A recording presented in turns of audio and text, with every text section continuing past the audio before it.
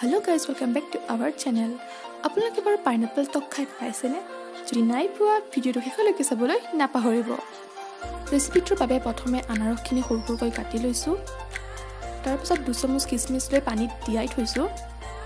তাৰ পিছত 1 চামুচ পাঁচফোৰণ, সোৱাদ অনুসাৰে আপোনালোকে নিমখ আৰু চেনিটো লৈ ল'ব। তাৰ পিছত 2টা ইলাইচি আৰু অকণমান জলকীয়া গুড়ি। এতিয়া কেৰাহীটো গৰম হোৱাৰ পাছত অলপমান তেল দিব। তাতে অলপমান পাঁচফোৰণ দিব আৰু কাটি থোৱা আনাৰসখিনিও দি দিব। এতিয়া সোৱাদ অনুসাৰে অলপমান নিমখ ছটিয়াই দিব। আনাৰসখিনি অলপমান ভাজাৰ পাছত তাত সোৱাদ অনুসাৰে অলপমান চেনি দি দিব আৰু শেষত জলকীয়া গুড়িকণো দি দিব। প্ৰায় 15 মিনিটমান সময় ভাপত সিজিবলৈ দিয়াৰ পাছত আৰু অলপমান পানী দি সিজিবলৈ দিব। আৰু এই শেষত দেখিছে ধুনীয়াকৈ সিজি গৈছে আৰু তাৰ ওপৰত আমি পানী তিয়াই থোৱা কিচমিচখিনি দি দিম।